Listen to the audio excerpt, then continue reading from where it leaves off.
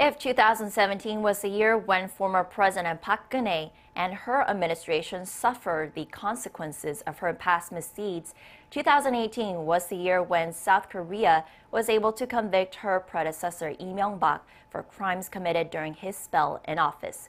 Mok-yeon has this report. 2018 saw another former South Korean leader sentenced to jail time.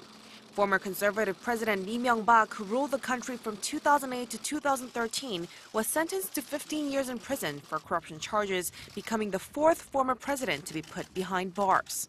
The court found Lee guilty of 7 out of 16 charges against him. The 77-year-old was convicted of accepting some $13 million in bribes from some of the nation's biggest companies and state agencies, including tech giant Samsung Electronics and the National Intelligence Service. The court found that Lee had received over $5 million from Samsung in the form of legal fees for a lawsuit in the U.S. The verdict said the retainer was paid in exchange for a presidential pardon for Samsung chairman Park Geun-hye, who was under investigation for tax evasion. The judge also said that the defendant had embezzled some $22 million as the de facto owner of auto parts company DAS.